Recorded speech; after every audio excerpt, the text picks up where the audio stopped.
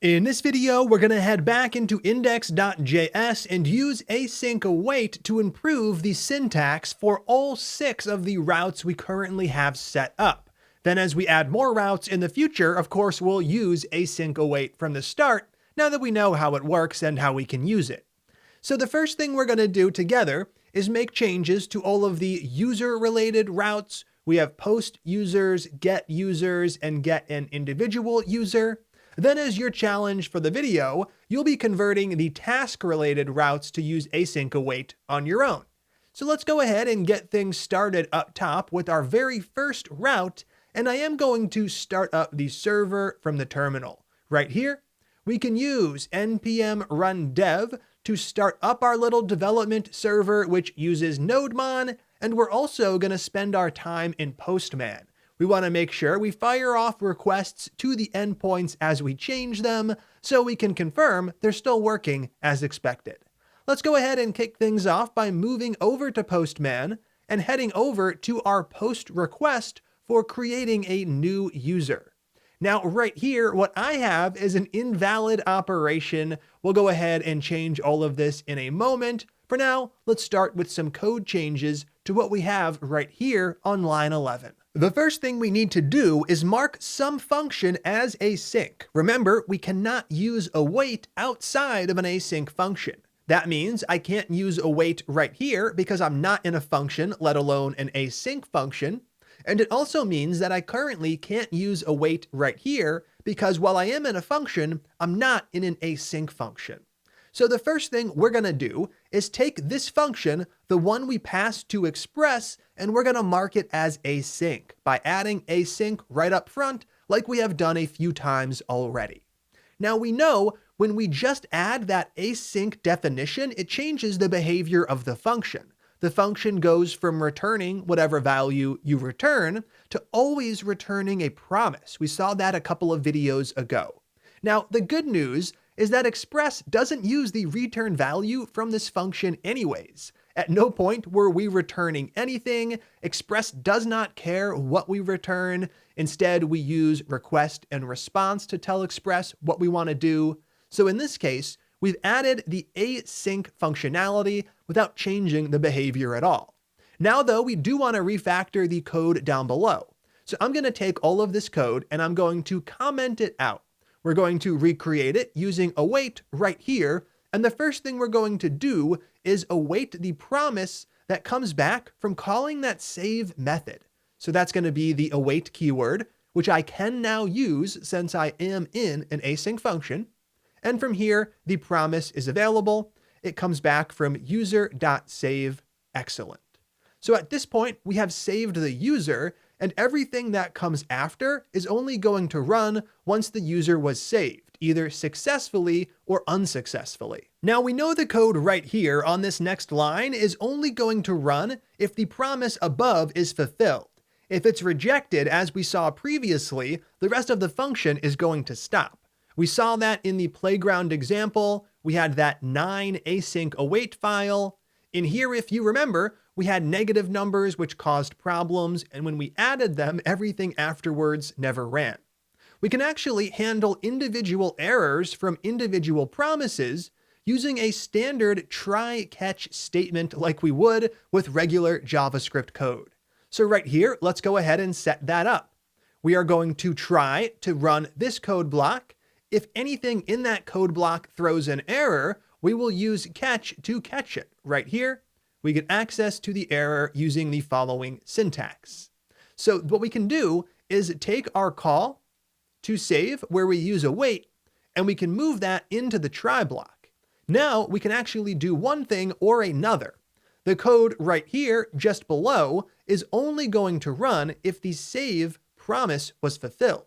If it throws an error, the code in catch will run, so we can still do one of two things. Right here, if things go well, response.status201.send, sending back that user. Then down below, if catch does run, response.status, setting that equal to a 400, and once again, sending back the error. So right here, we have the exact same code we had down below with AsyncAwait. Now, as we do more than one asynchronous thing in a given function, the advantages we get are going to get greater and greater.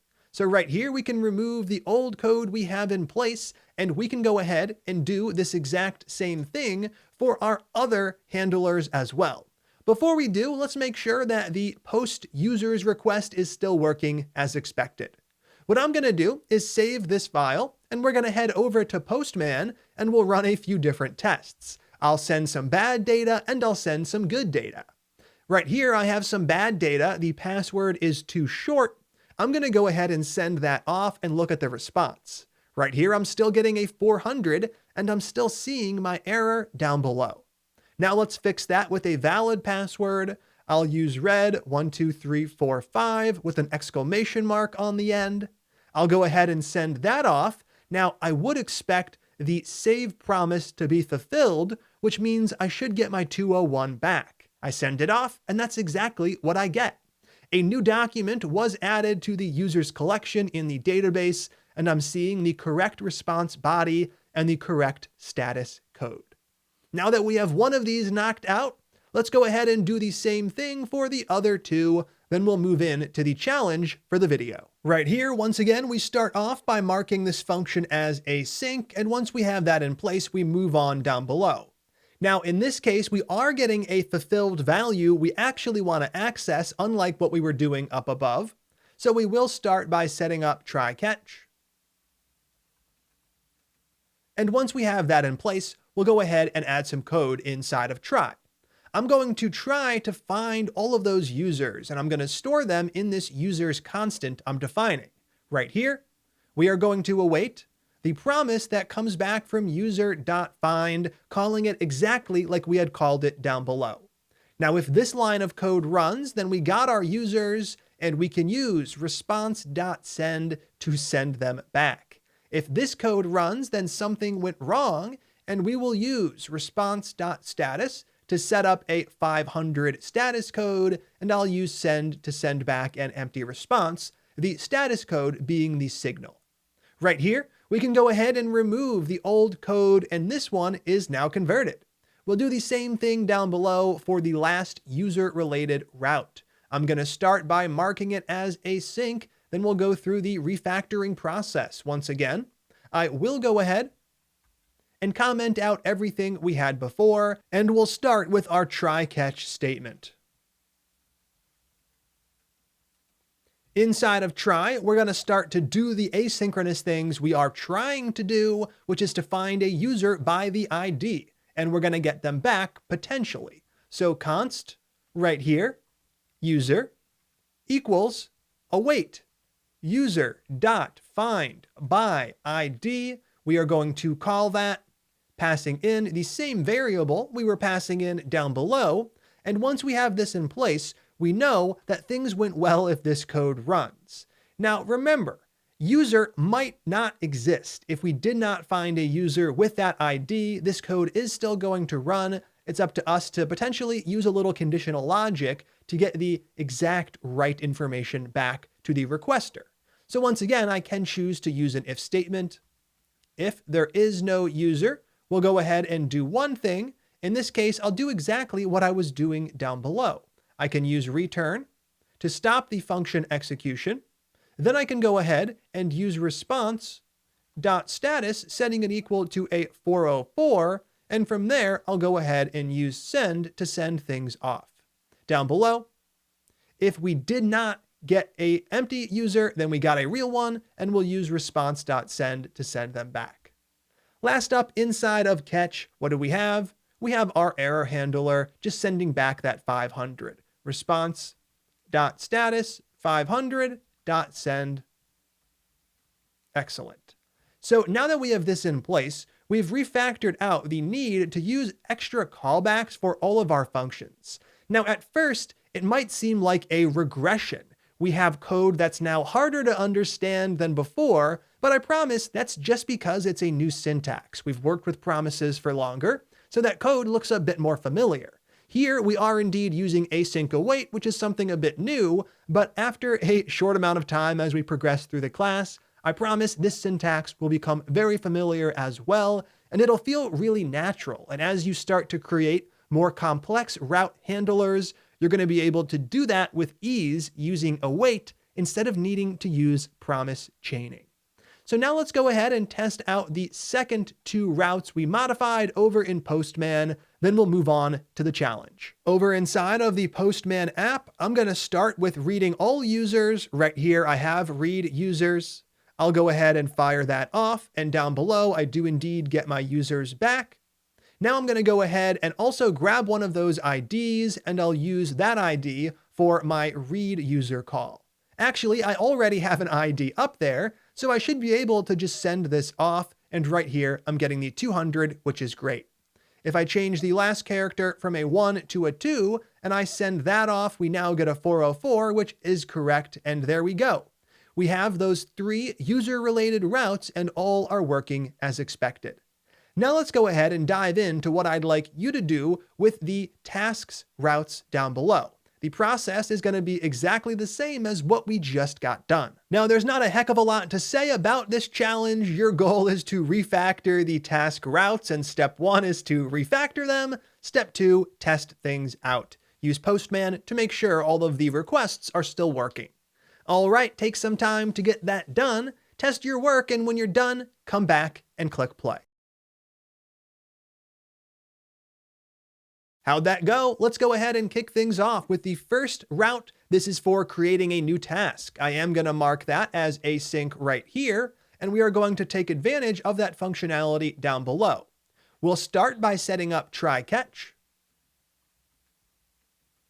And once we have that in place, we can await the call to save right here. Await task.save, calling it exactly as we had done before. Now, if this code runs, we know the task was saved correctly, so response.status 201 to alert them that something was created. Then we use send to send the task data back. Down below, if things go bad, we can use response.status, setting it up to a 400, and right here, we'll use send to send back the error so we can see exactly why the task couldn't be created successfully. As an example, maybe we left off the description. With this in place, we can now go ahead and test this out or continue on to the other ones. I'll go ahead and continue on with the code and test them all out at the end. Right here, we have our next handler. I am going to convert this over to an async function, and we're going to work through that process.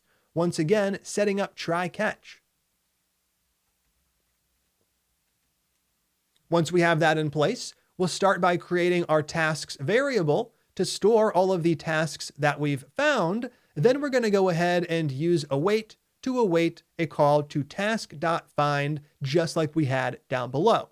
If this line of code runs, then the promise was fulfilled, and we can go ahead and use response.send to send the tasks back. If something went wrong, we'll send back a 500. Response.status 500, and right here, we'll use .send. Now that we have that replaced with async await, there is just one more left. That is the one where we get the individual task by its ID. So once again, we need to start by marking that function as async and setting up try catch. Since whenever we run code, we want to make sure we are handling errors. It's not a good idea to just let those fly away into the darkness and not alert users as to what's going on. Right here, what are we trying to do? Well, I am trying to get a task. So I'll create that task variable, and I'll await the call to task.findById, passing in the ID that we got from the URL parameter. Now, once we have the task, we want to make sure it actually exists, and we have the code down below that gets that done. You could rewrite it, or you could repurpose it, taking it from down below and pasting it up above, as it's going to be exactly the same. Next up, we have the catch call. The catch call is going to do the same thing that it was doing down below, so we can repurpose that code as well. And finally, we can remove the old promise example. So there we go. We have all of our methods for Express relying on async await. Now, the last thing to do was to test those 3 out just to make sure they're working as expected. I'll be removing the challenge comments first and saving the final, not saving the final, saving the file for the final time. Over inside of Postman, let's start by trying to create a task. So right here, we have that post request and we have a valid setup. I'm going to send that off, and right here, the task was created. If I were to mess that up, providing nothing for the description as an example, I would expect things to fail, and down below, they do. So from here, I can read all of the tasks. I'll go ahead and do that by firing that operation off. Right here, I can see I do have 2. Let's go ahead and grab one of those IDs so we can use it to test that last handler. Now, since we have all of this in a collection, it's really easy to navigate between everything. Right here, I'm going to swap out that old ID with the new ID. I will click send to fire that off, and we do indeed get things working down below. And once again, if I was to mess up that last character, right here, I can see I get the 404.